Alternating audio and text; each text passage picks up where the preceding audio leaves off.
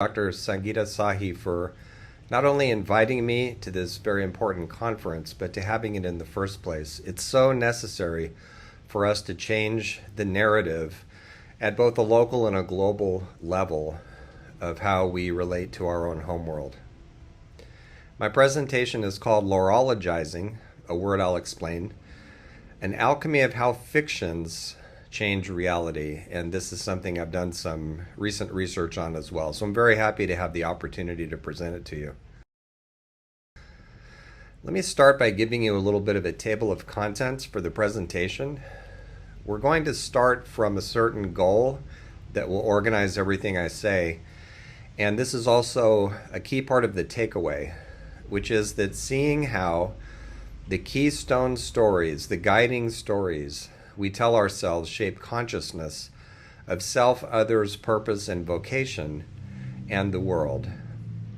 Change the story, and how we are in the world changes too. So we'll look first at the power of story and enchantment, just a brief overview of why storytelling can be so influential and important. Secondly, we will be looking at a word I coined, laurologizing, which has to do with the study of the stories that we tell and reimagining our guiding stories as well. Third, we'll look at the nature wisdom contained in some of the old folklore in different cultures. And fourth, we'll look at how do we do this beyond the stranglehold, if I could put it that way, of belief. There's an overemphasis on true belief, factual belief, other kinds of absolute belief, and I'm wondering if we can push past that with our storytelling and the new narratives that we build. So a little bit about story and enchantment. It's something that we all do, but we tend to take for granted exactly how important it is. So a story is really a frame of orientation about who we are in relation to other people, how we are in the world. A lot of times we say we have a philosophy about something, which is true, but it would be equally correct to say that our philosophy is really a story about what all this means. And as such, our story involves our heart as well as our head. It's not just intellectual. So when we tell stories, especially important stories about where we want to go in the world, what we should do with our time here, what we're doing is exerting a pull on our audience, especially if our stories are inspiring, rather than pushing them. Go in this direction, go in that direction, do this, don't do that. A story has a different kind of allure, and as such, it can be more effective in some situations. When we tell stories and hear each other's stories, for a few moments, we're on the same imaginal common ground with everybody else, particularly if they're telling the story in a deep way, in a way that they themselves feel as well. And so overall, to have a voice, as Carol Gilligan put it, the psychologist, is to have a self that can show up through the stories that we tell. So overall, these stories, whether personal or collective, determine how we relate to nature, place, and earth.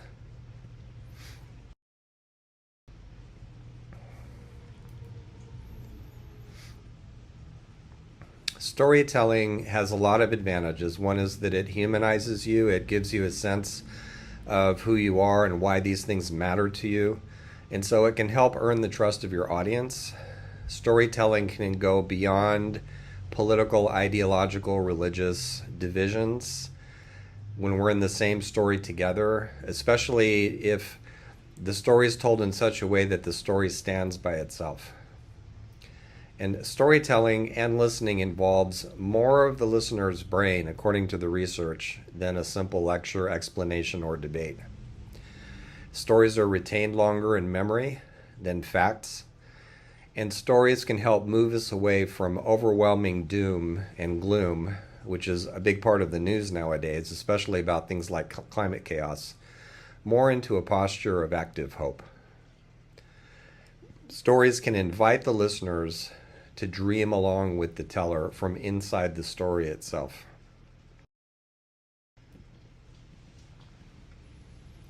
So A few points about the research on the effect of storytelling. I mentioned already that stories help us remember. Storytelling creates empathy. There's a lot of research that shows this, and it can create it across ideologies. Brain behavior aligns in different people who see the same movie. This seems to be true of other kinds of storytelling. And internally, we tend to think of our lives as a kind of plot, a kind of storied narrative with ourselves as characters in meaningful stories. There's pretty much a lot of research on this. Storytelling involves more of the brain than just lectures, as I mentioned earlier, and also stories and their effect tend to reach across divides of language and culture. So there's a link I've included in the bottom. It's too much to type out, but you can contact me for a PDF copy of this slideshow so that you have all this information. When our stories get stuck, that's where you see crazy things happen. That's where you see entire systems beginning to break down and fail.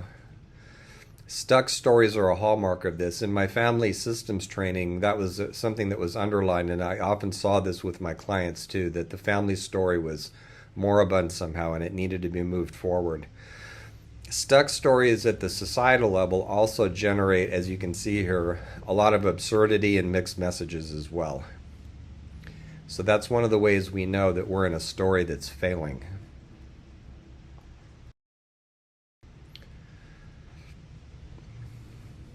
There seems to be a global story playing out that we can all take part in. And I think of it as a shift of archetypes. There's lots of definitions of archetype, but just for our purposes, I want to think of an archetype as a huge collective fantasy, a big pattern. And so the pattern of the machine seems to be giving way very slowly to the image of Earthrise. That's the big story I think that we can all participate in at this time. Big machine to Earthrise. Earthrise is more of a story of participation, cross-border discourse of different kinds, the sense of the world as ensouled and enlivened. And that leads us directly into the question of what's so important about the state of enchantment. I regard enchantment and the ability to be enchanted by things as a basic human right. Enchantment can help bring us out of ourselves when we're too interior. It's more inspiring than, for instance, cynicism. It lifts the mind and enlivens the soul. And when you look at the etymology, enchant means in and sing. So when we're enchanted, it's as though we're inside of a song.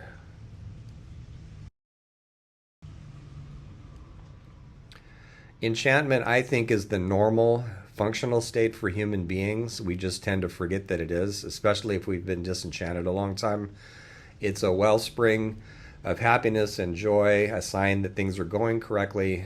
It fortifies the will to change, and it brings together all these different strands of how we tend to keep track of the passage of time. Enchantment can be life-changing. Peak experiences are one example. And speaking of peak experiences, that's a picture of my birth father on the cover of the 1962 edition of Sports Illustrated. Part of what gave him joy was flying.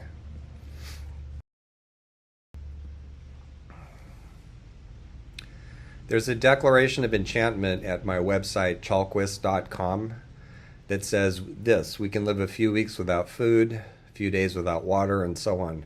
But we can't live even a moment without some movement of imagination in mind and body. So what do we need to do? Do we need to tell new stories? Do we need to retell old stories, which is something that Carl Jung was really good at? He talked about dreaming the myth onward by giving it a modern dress. Maybe we can do a little bit of both. Let's find out.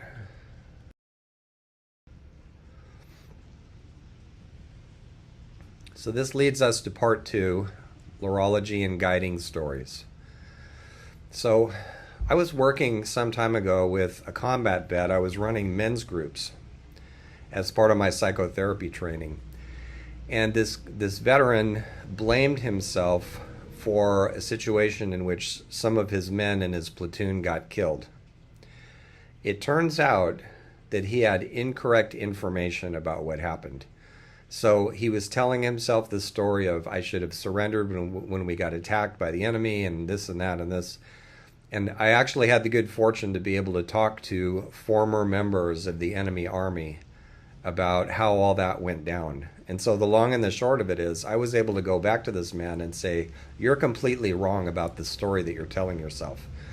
If you had surrendered, they would have killed all of you. You actually did the right thing. And so this huge weight lifted off of him, because he realized that he wasn't responsible in the way that he thought that he was. So that's the thing about the stories we tell ourselves. They're the difference between bliss and hell, the difference between regression and moving forward. And so another example of this, one of my graduate students was an executive in the corporate world. She worked for a real estate company that was buying up properties and reselling them. She never really felt good about that. But then she took a class where I presented some of the information in this slideshow, as well as some facts about our relationship to the natural world and how intimate it really is with us. We just forget. And so she ended up becoming an ecological advocate and getting a different and more satisfying job.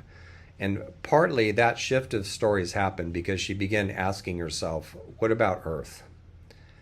And another question would be, what is Earth asking of me? So laurology is a word I coined to describe what I've been doing for my entire career. I've worn all these different professional hats. I'm a published writer, I'm a lecturer, I've been in graduate studies for a long time as an instructor, an administrator, and a bunch of other things. And what I always end up doing is working with what not only people's stories, but embedded in the story is a kind of lore, a kind of handed down wisdom or body of practice on which these guiding stories depend. In the past, we called that mythology. Today, it goes by different names. But what I've always ended up doing is studying how people use their guiding stories and what kind of lore they can come up with. And one of the things I found is that sometimes people are motivated as much by fictional lore, fictional stories, movies, films, poetry, whatever it is, as they are by facts, and sometimes even more. I know environmental activists, for instance, who quote J.R.R. Tolkien, who was not an activist, he was a fiction writer, more than they do activist literature. So laurology is a field that I'm creating and have been practicing for a while, and it involves turning fictions into lore into a wisdom path. So laurology gives us permission to have the sources of our inspiration be based on stories, and sometimes to be based on fiction, because the thing about fiction is it may not tell the truth in terms of facts, but it does often tell the truth in terms of the conditions of our existence, the way we actually live, the way we desire to live, as Ursula K. Le Guin pointed out. So I'm defining fiction very broadly here as a sort of imaginative storytelling. So this can include folklore, for instance. It can include the stories of the religions that we grew up with. I'm not using fiction as any sort of a reductive or demeaning term. I mean it in terms of fantastic stories, inspiring stories that we tell ourselves. Why not use that for wisdom?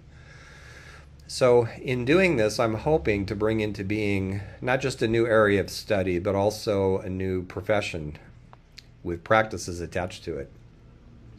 And it will center on crafting humane and magical stories to live by.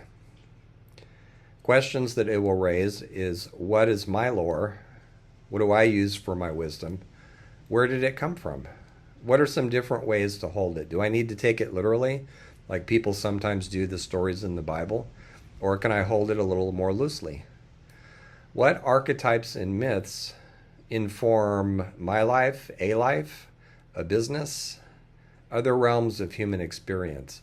This is something I've been looking at for probably 2 decades now, usually using psychological language, but we need to open that up a little bit. I also want to mention, too, that as part of this, I've been writing some of my own fiction. I have no idea if I'm any good at it, but I'm trying to learn. And if you go to Chalquist.com, there's a tab that says fiction, or rather, I think it's works, and then a section called fiction. And there's a cycle of stories I've written that are an attempt at speculative fiction that's hopeful, that shows the entire human journey as a journey into fuller and more flexible consciousness, and a change in our relationship to the sacred. So we'll see where it goes. I had fun writing it. It's called Tales of Terrania Rising. And Terrania is the word, kind of fictional sounding word, that's been following me around most of my life, my adult life rather, in terms of what sort of, not just sustainable, we're way beyond sustainability at this point. What sort of societies can we create, even a global society, but from the ground up, from the roots up? A society of justice, a diverse society where many voices, all voices are honored, even more than human voices. A society that we'd actually enjoy living in. And why should we think this is impossible? We've done all kinds of different things as a species. Who says we can't do that? Bits and pieces of it already exist. So laurology, as I practice it, focuses on what I've called keystone stories. And these are just the tales that guide us, the stories that we tell ourselves as we make our way through life. And so we can add to them by asking ourselves, what is actually my deeper story? The story underneath my conscious biography. The story that contains elements of myth and folklore, for instance, which all of ours do. Even our names have some of it. And where do I unnecessarily make the story literal? Because that's where we get stuck.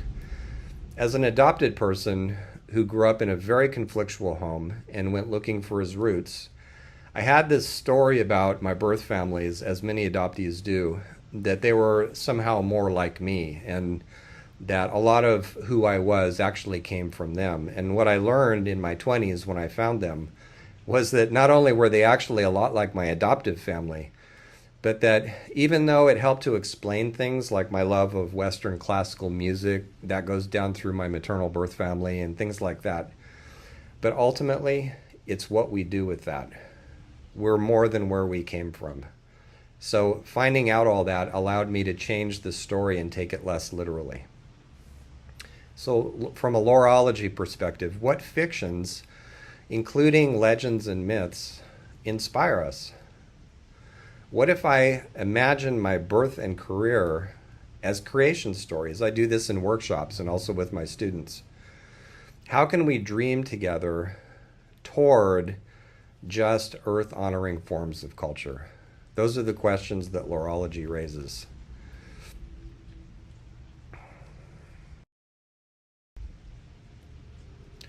So I've got some examples here of a part of laurology.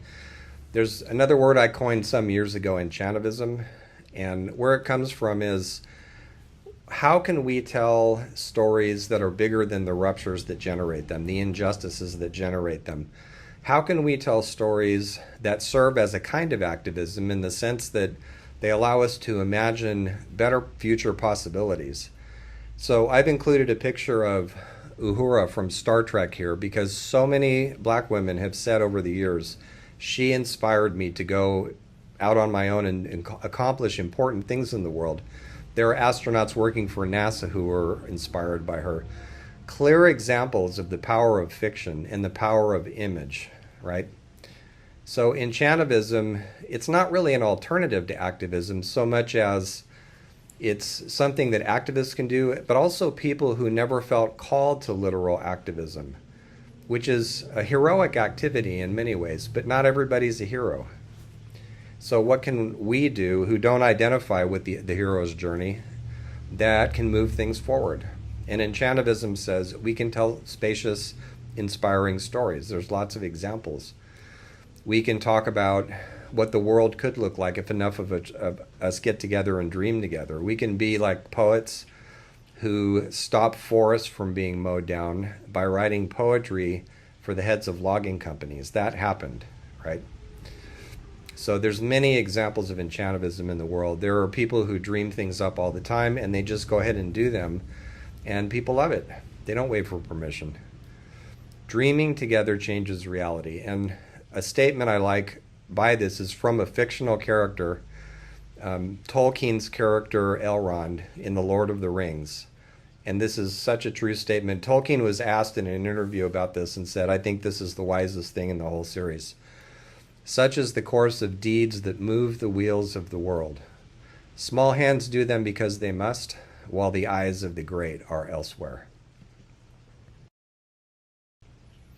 Enchantivism is something we can all practice. Just as storytelling is something that we all do.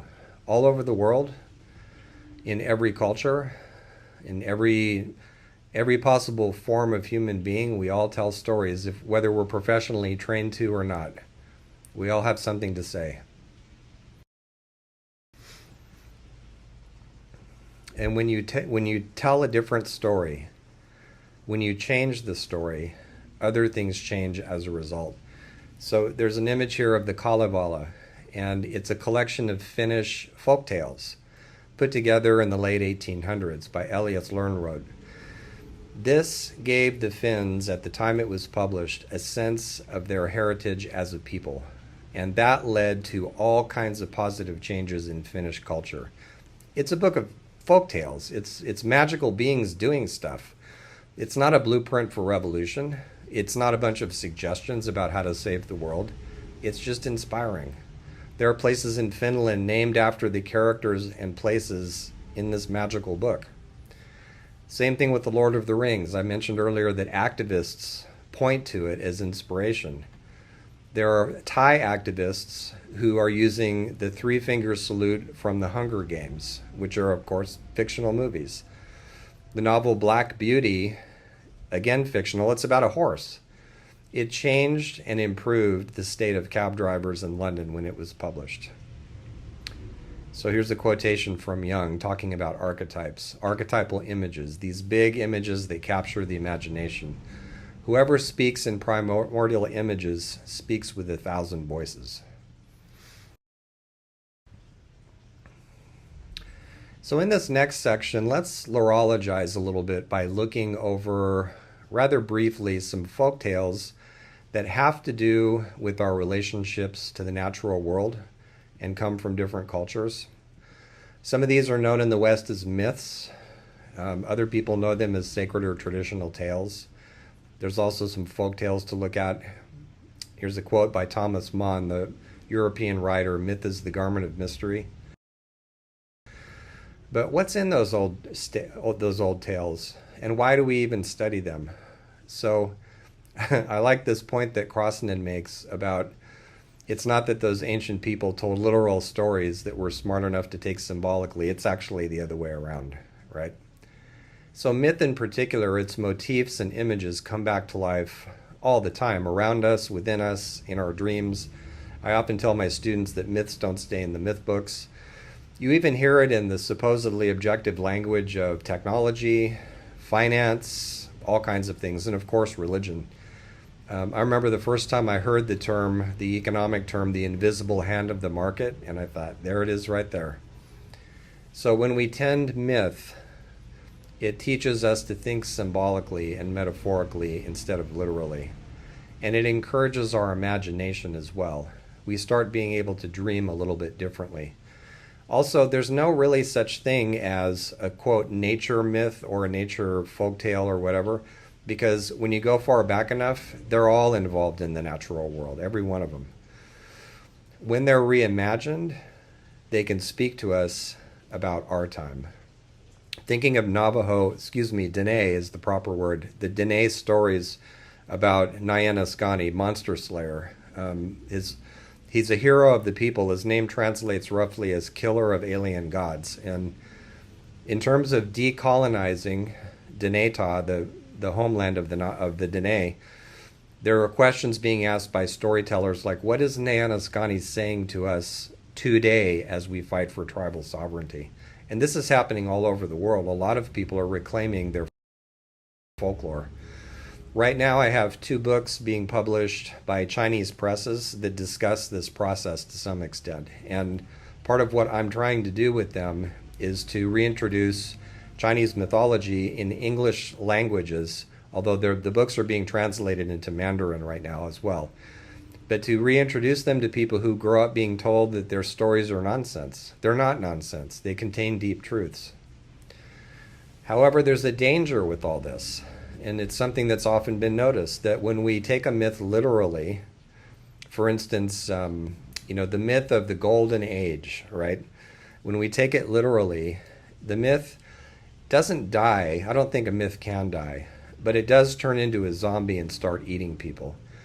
So one of the ways you see this happen is when people in a particular religion use literal interpretations of their stories to direct hostility against each other, right? And this happens in many other areas too. It's not exclusive to religion by any means. I see it all the time in terms of scientific orthodoxies, that if you look under the hood, there's a little bit of a myth there, right? Sometimes I think I see Procrustes, the innkeeper, who was an infamous trickster, who had a habit of, if you didn't fit into his bed in his inn, he would either chop your legs off so that you fit or stretch them so you fit. So that's where we get the term Procrustean bed, and it's alive and well in the academic world. This might be an image of another literalization. When something mythological or archetypal is stirring in the collective psyche, we have to pay attention to what the message is, and if we don't, it tends to play out literally. So this is an image that an artist put together of the god Pan. And his name goes into words like pandemic and also panic and pandemonium.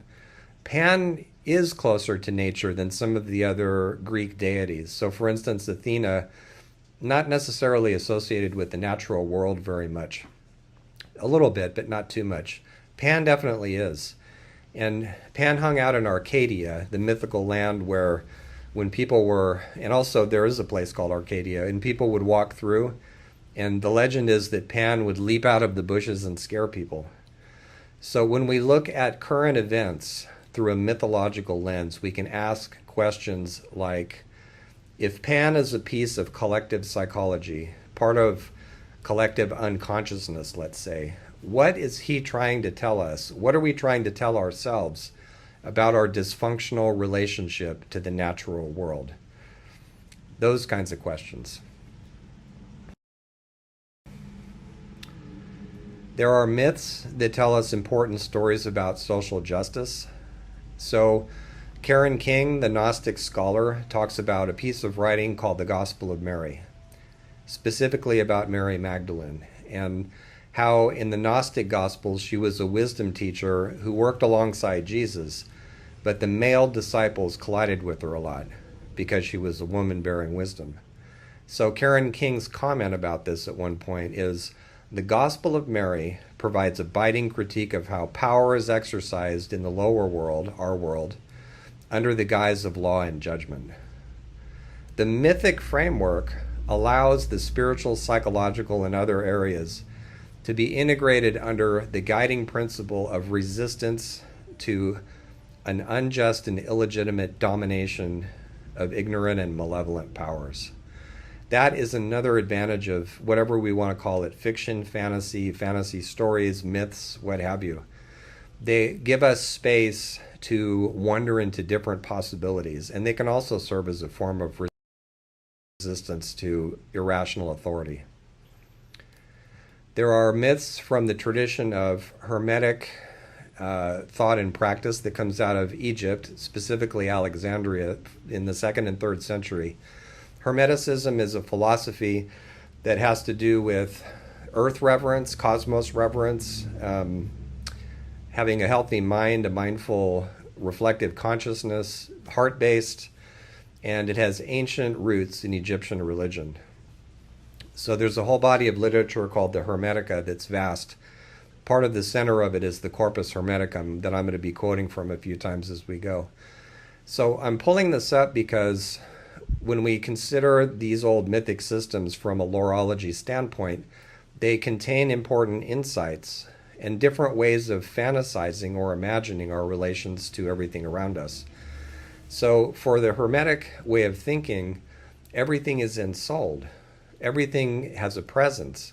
And I think it anticipated by what, maybe almost 2,000 years, this whole wave of philosophy called the New Materialism and the work of Merleau-Ponty and others who say, the things of the world aren't just things, they're actually part of our psychological field, our cultural field too. In Hermetic stories, Earth loves us, and especially there's this kind of blueprint for humanity that arises at one point as a creation of what the Hermetics call big mind, or big mystery, in other words, God. And in Hermetic imaginings, Earth loves this form, and when we become present in the world, and in a lot of stories, interestingly, we're one of the latest, or actually the latest species to be born. The animals and the insects and everybody else comes first. And so once we show up, we begin being able to use our imagination to understand the deep story of the cosmos and why it's alive the way that it is. So there's other aspects to this too that I won't go into, but I want to mention that Hermeticism has had a huge cultural influence. There's all kinds of people who take it seriously. I've mentioned two of them here.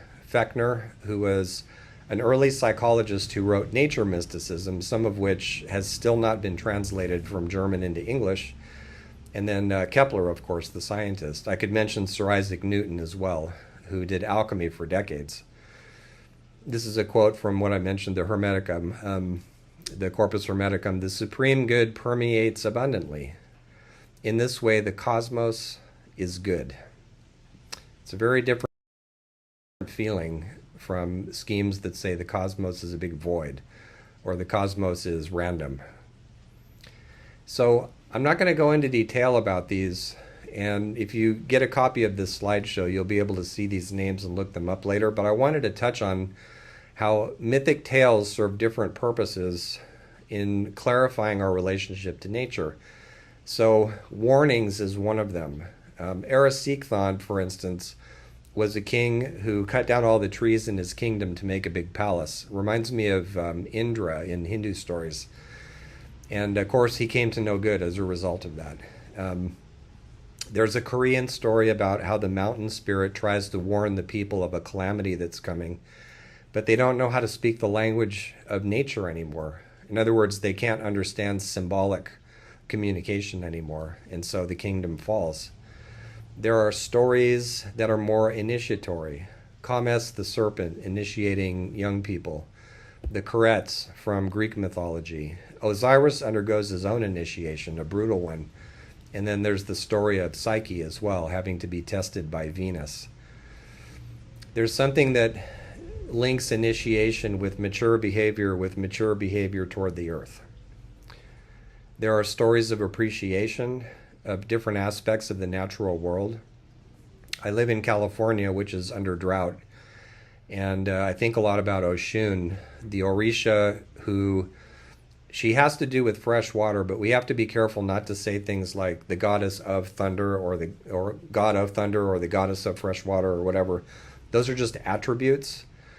They have their own, each of these deities have their own personality, and so Oshun is more like, if you went to the Western models, Aphrodite or maybe Lakshmi in India or the Celtic goddess Maeve, she's more about relationality, erotic relationality, romantic relationality. And the fact that water is drying up in California because we misuse it and because of climate change makes me wonder, what kind of relationship do we have with Oshun? That's another way of asking about all this. There are stories about revolutions where the lowly overthrow the powerful. There are stories about reconciliations. Aristeas was the first, according to Greek myth, the first beekeeper in the world. And he offended the earth goddesses, and so when he came home, the hives were all empty. Today we call that colony collapse disorder. So his story is a story about how to reconcile himself with those whom he's offended in order for the bees to come back. There are place stories. There are stories about hope, which intellectuals sometimes say that hope is kind of a false game, that it's a delusion, it is denial.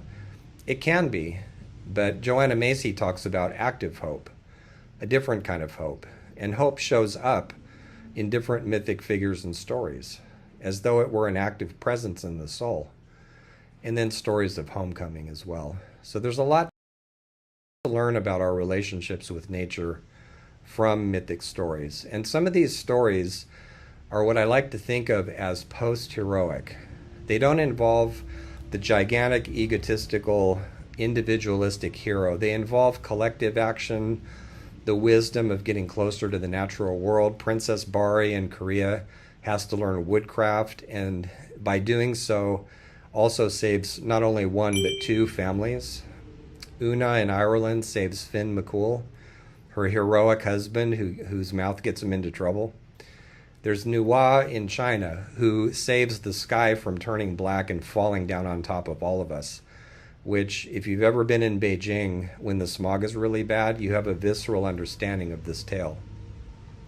There's other examples too. I won't go through all of them, but there's so many ways in which myth and its characters model different kinds of showing up in the world that aren't necessarily about willpower and force.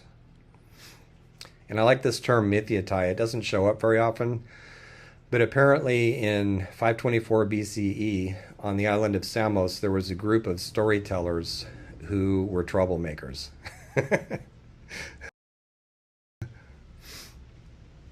So I'll briefly go through folktales and fairy tales just to mention a few examples of these. So, and folk tales are tellings of the folk. They're entertainment stories that have a lot of wisdom, but they don't have the huge forces and deities of myth necessarily.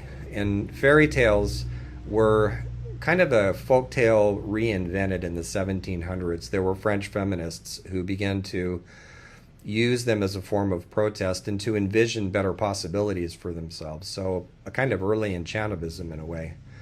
But there's all these examples. Making Music in Hell is a great image from The Devil's Sooty Brother, which is one of the Grimm's folktales that they translated, got from German midwives and then put into books.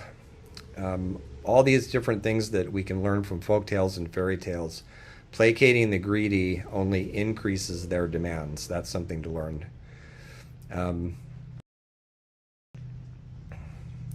So let's talk a little bit about appreciating the earth. And I have a few quotations about that. That's one of the lessons from these stories, to come into as a sense of appreciating different aspects of the natural world. So we should have that be part of our new narrative as well. Consider the vast multitude of beings and how between them the moon pursues her round. Excuse me. And all beings are full of soul.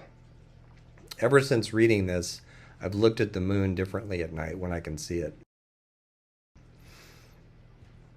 And speaking of this, here's another one from the Corpus Hermeticum. If you were poised between heaven and earth, you might see the firmness of earth, liquidity of the sea, the rivers, the air, the fire, and all these other things. I read this, it's centuries old, and it seems to me like a kind of anticipation of the image of Earthrise. Who knows?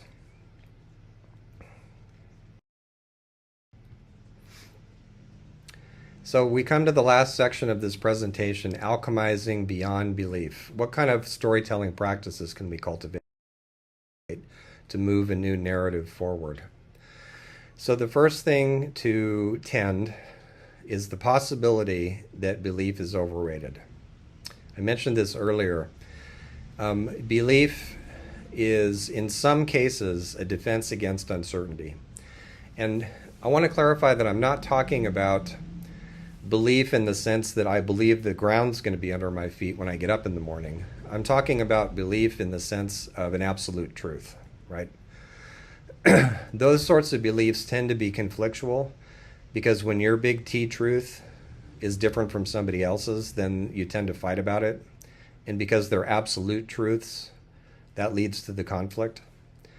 They tend to be monolithic, not nuanced. They tend to be a sort of inner parent, right? And the inner parent says, prove it. And so they're about proof, right? The tales in the Bible are historically accurate. Well, actually, they're not. There's plenty of research that there's not, And the same in other traditions. The question for us is, why do we need them to be, right? And I mentioned Procrustes earlier, getting into that kind of psychology. So what if we tried inspiring stories and practices instead of absolute beliefs? So we might see something like this. There's a story going on. I think it started in the West. And the star of this story is the underworld god Pluto, who's about hidden wealth and also death. And in a way, Pluto is in charge of our extractive industries, oil, natural gas, all of that. And you notice that when such things are brought from the underworld to the upper world, they tend to turn the upper world into the underworld.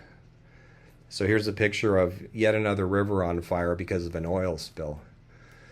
But when we're willing to have different kinds of energy systems with different images and stories attached to them, then we see something different.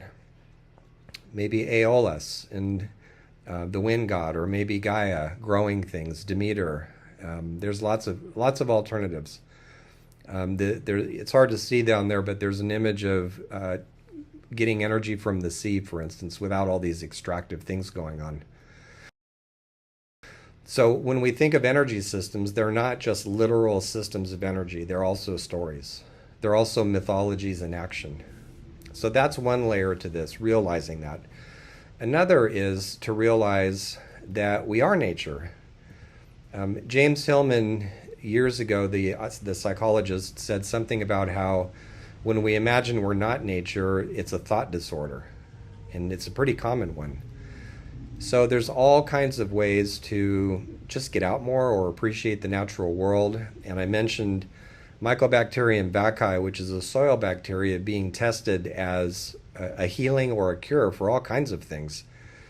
This is something you can look at yourself. If you pick up fresh soil in your hand and hold it for 20 minutes, see what it does for your mood if you're in a kind of a down mood or a depressed mood.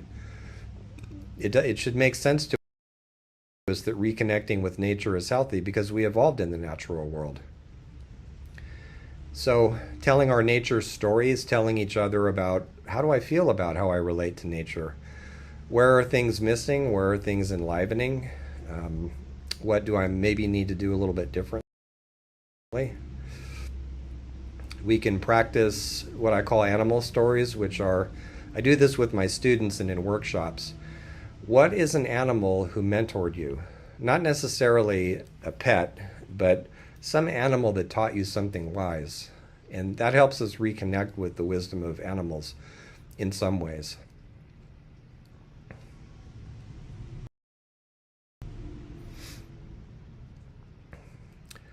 Children know all this instinctively.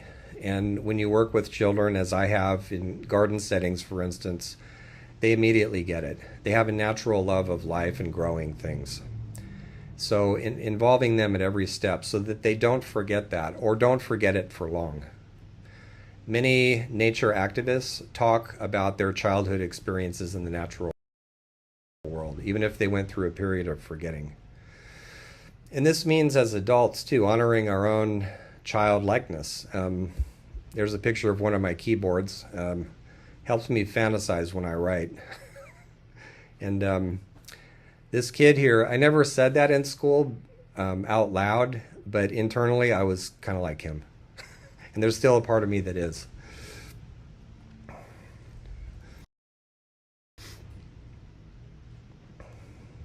What do the things of the world have to say?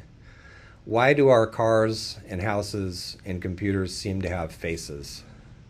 I like this comment by James Hillman, something always has you in mind.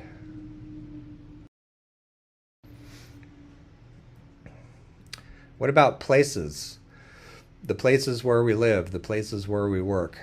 What are they saying to us? There's a whole field called terrapsychology which I've been involved with for many years, which looks at how places speak to us. They even show up as dream characters to tell us things about where we are.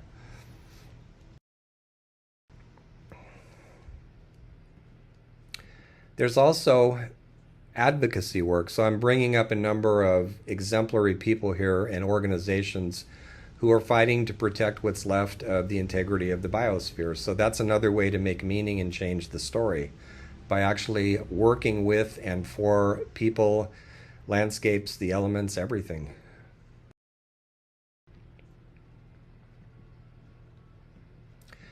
And just asking a simple question: what does Earth want of me right now? What does Earth want of me? You can even ask in a dream. You can go to bed and visualize the Earth and ask it for a dream and see what happens. My students do this all the time.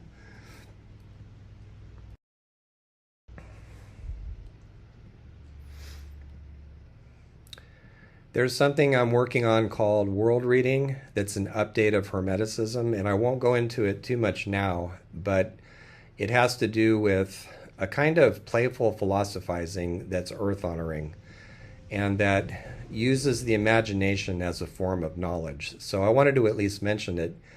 And if you get a chance, go to worldread.org and you can read about and see my experiment with this. It's ongoing and under construction right now.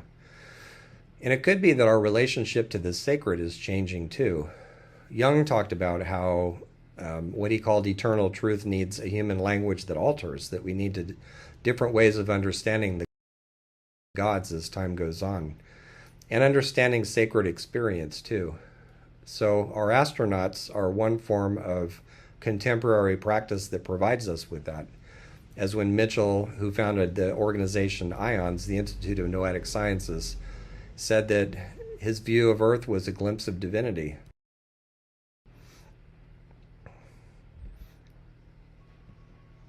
It's important to remember, too, during chaotic times, that at the end of the cycle, the old gods fall, the old institutes, the old dominant principles, the way of thinking about things, it tends to degenerate, and for a while it can feel pretty awful, especially when it's a messy descent into the underworld. But when the old gods fall, it always means that something new is going to be born. And it seems like there are lots of possibilities for turning to Earth and nature themselves for a new kind of understanding of the sacred. It's funny how many images of gods we now find in the ground or even in the air.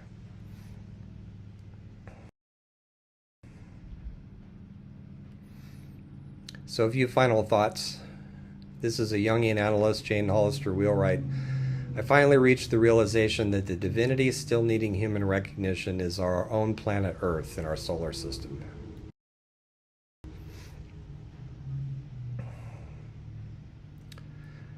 Brian Swimm's work speaks to this too, about the new cosmic story of our time, that we're embedded in a living, developing universe. And he also talks about how the universe is creative as well, which is a hermetic point too.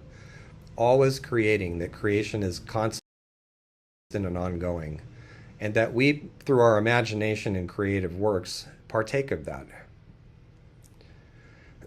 So what do we want to dream together? That's the question that I want to leave you with.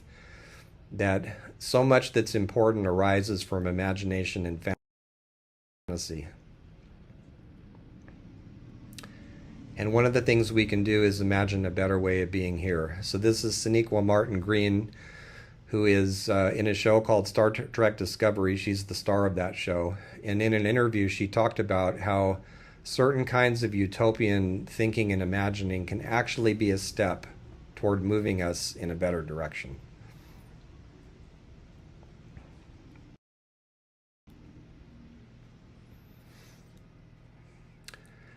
Joseph Campbell, with our view of Earthrise, we could see that the earth and the heavens were no longer divided, but that the earth is in the heavens.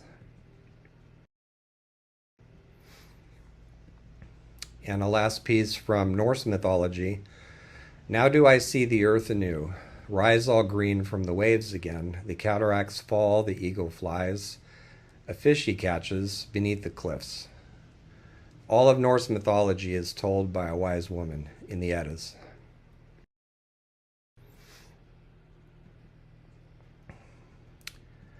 So thank you for your attention to this slideshow. I'm just including a few last resources here in case you're interested in following up with any of these ideas.